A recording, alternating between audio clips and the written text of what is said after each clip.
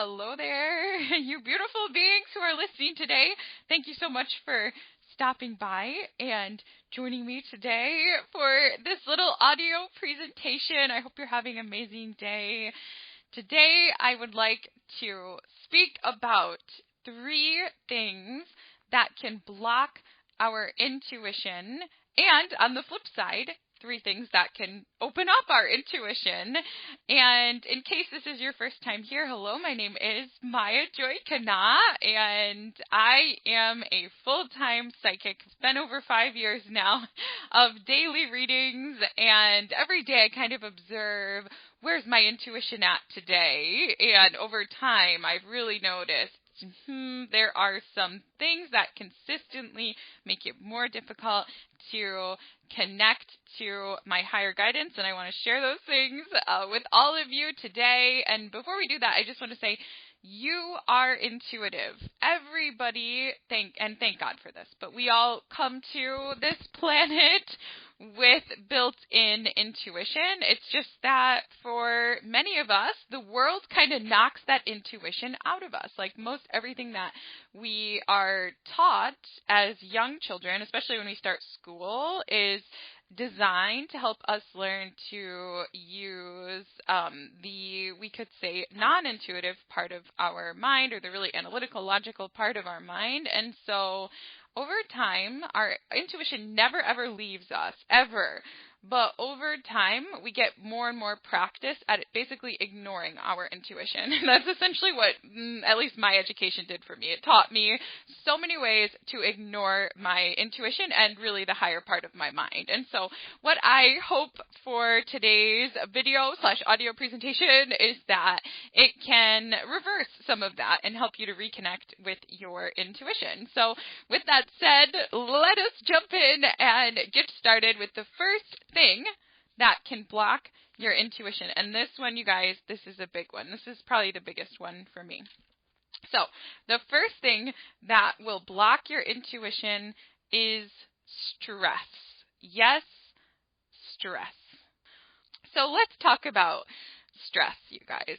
Stress is something that really puts our nervous system on high alert. When we get really stressed, we kind of go into a sort of survival mode where our entire body actually develops kind of a tension, and that tension is almost the opposite of what would bring in intuition. Because as you probably know and experienced on your own, usually when you get those intuitive sort of inspirations or messages or feeling of really being connected, it's when you're totally relaxed. Like if you think about, for example, a past life regression, that's a spiritual experience that many people seek after or have, where they have these like full surround sound memories of, being with their guides and stuff like that. And what do they do to get there? Well, a hypnotherapist will usually begin by asking that the client relax and that they maybe visualize a beautiful scene, and they'll usually walk them through relaxing every single part of their body, because it's really from that space of calm that we're able to hear our intuition. And one thing that I want you to know about this is that the intuition is never not there. It's always there. Like, it is the constant stream. It's like the air that we breathe in. It's the oxygen that we breathe in. It's always there below the surface. But what stress does is it creates sort of a covering over the intuition. The stress, especially the stress-related thoughts, they make it more difficult for us to hear the intuition that lies below. So when it comes to stress, what I've found is that the thing that really creates the most stress for us a lot of times is actually doing too many things or trying to do too many things. So what you'll find is that, maybe you're working on trusting your intuition. If you are, that is amazing. And just give yourself a little hug, give yourself a pat on the back. That's amazing. Very worthwhile. You'll find that you probably have the most profound experiences on days where either you're not really doing anything, or you're able to just be sort of in the moment and just do what feels right, or days when you have very little to do. And you'll find that on days when you're doing a lot, like let's say you have a to-do list and you wake up and there's 10 things on your to-do list. Okay, you're probably going to feel a tension. You're probably going to feel a stress right away, and you're probably going to have thought patterns related to your to-do list. You're probably going to be thinking, okay, first I need to do this, then after that I'll do this, then after that I'll do this, then I'll do this, then I'll do this, then I'll do this, this, and then I'll do this, and oh my gosh, what if I can't get to this? Oh no, then what will I do? Will I do this tomorrow? Is it going to be today? What? Oh no, oh my gosh, I have to do this too, and this, and then I'll go here, and then wow, like when you're in that state of mind, it's not that your intuition isn't there. It's totally there, but it's kind of just like waiting for you to be done, like with that inner dialogue. It's waiting for you to not be stressed anymore, because your intuition is always like, okay, I can wait. I can wait until you're clear. I can wait until you're ready to listen to me. So anyway, first thing to do if you want to become more psychic, is to reduce the stress in your life. And I found that the best way to do that is to do less, to really honestly look at what is really necessary in your life and get rid of any obligations, activities that are not totally necessary. Yeah, you want to slow down. And let's say you've already sort of gone through your life and you've gotten rid of everything that isn't absolutely necessary. You can still experience a much greater intuition by simply slowing down as you go through all of the things that you do have to do. So even if you have 10 things to do, the key is to stay completely present in the moment and think only of what you're doing in this moment and not what's to come. And usually that will lower your stress levels enough that you then begin to feel and experience your intuition rising to the surface. And it can be a little scary to slow down, especially in this modern world that we live in. But what I've found is, as long as I can just bring my full awareness to what I'm doing, I'm actually more productive when I just stay in the moment and I just slowly approach each task that's on my list. So anything that you can do to lower your stress levels is automatically going to enhance your intuition.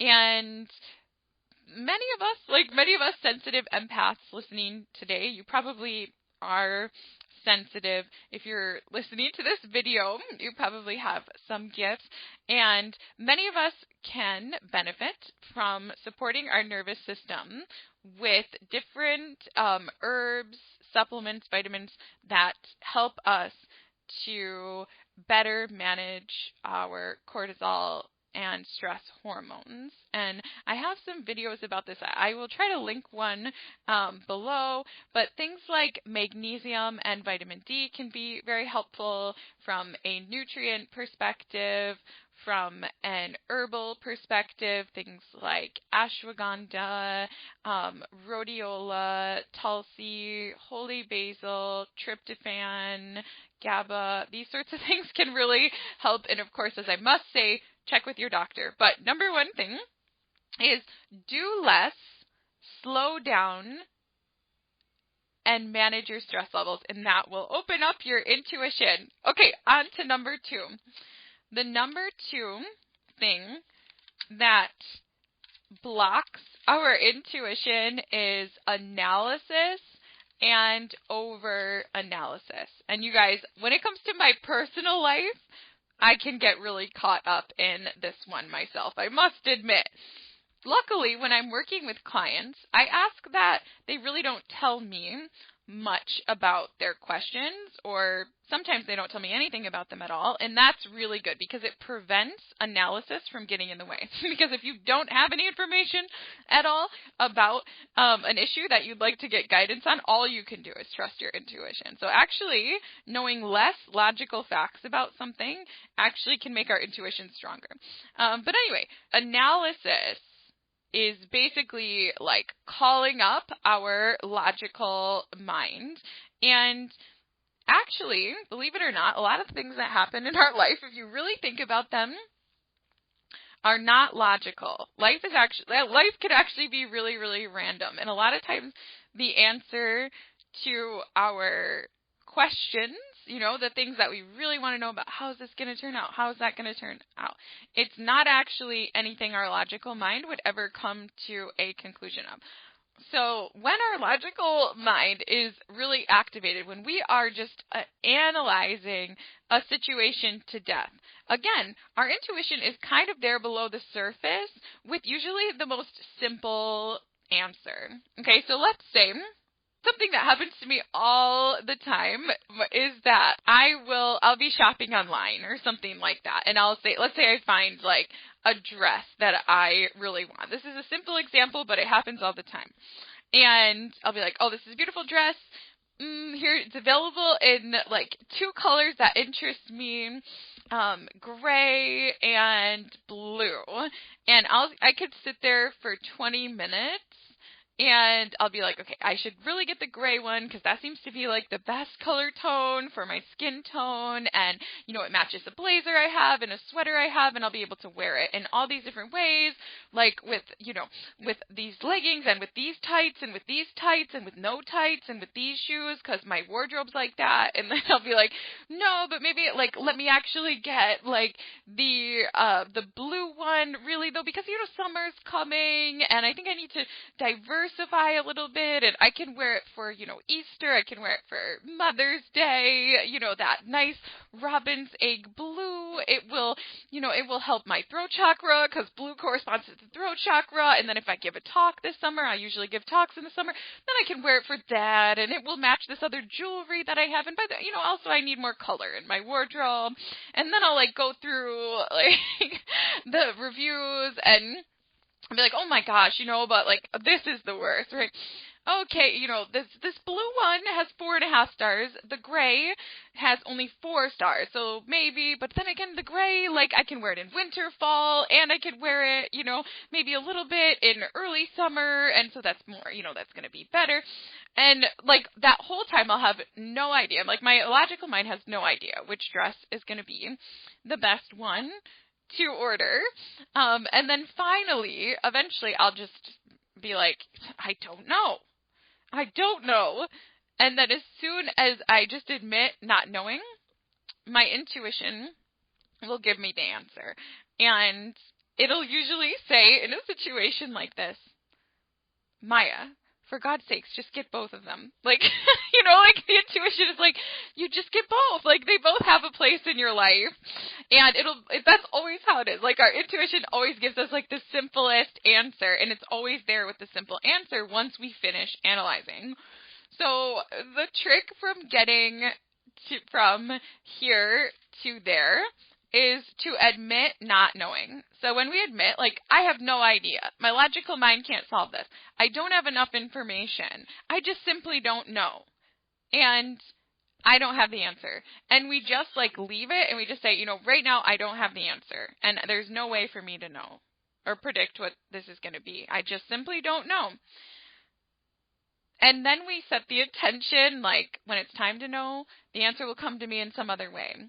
Usually, as soon as our mind is relaxed a little bit later on, a solution to our problem will just come to us. And it might come to us as a feeling as we're driving down the road. It might come to us as, a friend telling us. It might come to us in a dream. But once our mind is relaxed and open, our intuition will deliver the answer to us. So I know the dress example was a really simple example, but that is something real that happens to me. And that sort of formula is what I found to be really effective. So it's basically often the case that the intuitive answer to our inquiry is often something that our logical mind has never even considered. Like in that particular case, getting both was something that my mind never even considered. It was just this or this, this or this. And my intuition knew the best thing was to get both, or maybe in another situation, neither. But either way, when we admit that we don't know, that's when our subconscious mind, our intuition is like, hell yeah, now's my turn to come in and deliver a creative solution. So yes, when you find yourself overanalyzing, just state to yourself, I don't know the answer to this, and I'm going to let my intuition and my subconscious bring me the answer when it is time. Okay, so that is point number 2. And then the third thing that blocks our intuition is when we are distracting ourselves, especially with thoughts of the past or the future. And the solution to this is to become present in the moment. So the opposite of distraction is sort of presence. So when we're distracting ourselves, it's a lot more difficult to hear our intuition. And you might be thinking, Maya, what are you talking about? What do you mean by distraction? Well, a lot of us we engage with things that really distract us a lot of times. So some examples include, for example, that we are constantly watching TV, or we're constantly watching videos, or we constantly are listening to music. And some music can really open our intuition, but a lot of it does not. Okay, that's a whole different thing. But anyway, or we are constantly need to be scrolling through social media. We're constantly texting, especially electronics can be a really, really big distraction. Or we're engaged in a lot of ego-based conversations, or all these different things. But we really got to ask ourselves, if you feel like your intuition is blocked, got to ask yourself, have I been doing a lot to kind of distract my mind or keep my mind occupied? Because it's in the moments of presence where our intuition can guide us, and I have a lot of Gemini energy in my chart. I love to take in new information. I love to listen to people talk. I love having noise always, in my environment, actually. And usually I can get by with that okay, because I'm so practiced in having, a connection to my guides and stuff, that even if I do have something on in the background, I can usually still connect with them. But when I can't, when things have gotten out of hand, and I'm not feeling connected anymore, my SOS is silence. My SOS is okay, turning everything off, everything, and I'm just going to be with my intuition. Usually within 1 hour, 2 hours, boom, I'm back on board. A little bit of silence, a little bit of nature goes a long way. So when we are most connected to our intuition is when we are not distracted, right? But when we are present in the moment. And if you're wondering, well, Maya, how do I get present in the moment? Do I need to meditate? Do I need to? No, you don't. You don't need to meditate. For some people that works really great, but it's absolutely not necessary. Usually the things that bring us present in the moment are things that engage our senses. So a lot of times it'll be different for everyone, but it can be doing something with your hands, for example. For a lot of people, what brings them present in the moment could be tending their gardening, for example. It can be going on a nice walk. It could be hugging your dog, or it can be hugging your cat. For me, things that bring me present in the moment, definitely cooking. I always find in anything that sort of just keeps my hands busy but opens my mind enough so I'm not getting bored, cooking or taking a shower. How many of you feel intuitively connected in the shower? That's a common one. I think water can be a good conduit for our intuition. But if you think about it, taking a shower is a really sensory experience. You're feeling that beautiful, nice, calming hot water, or if you're taking a bath, smelling the lovely scent of your shampoo, your body wash, it's bringing you in the moment. That's why it works. So anything that brings you present in the moment, for some people, if you can eat really slowly, mindfully, and taste every little bit of your food and like chew really slowly and stuff, that can be an experience that opens up your intuition. So whatever it is for you, a lot of people find like dance, like this, being engaged in that dance, feeling your body, being in your body. I also, this one can be a little bit distracting sometimes, but I find that like running, walking, fitness actually brings me in connection with my intuition. Sometimes so much so that I'll begin a jog or something, I'll become completely overwhelmed with so many inspirations that I like, next thing I know, I'm miles and miles away, and I have no idea like how I even got there, because I was so like connected. I was so being inspired by my intuition. And that's where like pretty much all of these ideas for these talks and videos that I do for you guys, they all come to me when I'm jogging. And I think the reason why is because I'm so there. Like I'm in that moment. I'm there in the world. I'm there in the nature. I'm in my body. It's just amazing. So really think about like, when do I feel sort of time slowing down? When do I feel present in my body? What engages my senses? And those things will usually help you to connect with your intuition too. So to summarize, you guys, the 3 things that block our intuition: number 1, stress; number 2, analysis, especially over-analysis of a problem; and number 3, distracting ourselves, and especially distractions that get us thinking all about the past or all about the future. And the ways to open our intuition: number 1, do less / slow down. Slow down with what you're doing. Stay present on the task at hand. Number 2, admit when you don't know something or you don't have enough information to find the solution with your logical mind, and relegate whatever the uncertainty is to your subconscious mind to deliver the answers to you later. And number 3, instead of your distracting yourself, build things into your day-to-day life that bring you present into the moment. Sensory experiences where your mind is free to make that connection to your higher mind. So I hope that you guys have enjoyed today's video and this message. If you found other things that block your intuition or open your intuition that you'd like to share, please share them in the comments below so that other people can benefit from your experience. And if you guys like hearing about ways to open your intuition and connect with your intuition, if this is a topic that interests you, please let me know by liking the video and or commenting with other things that you'd like to hear about your psychic intel or intuition.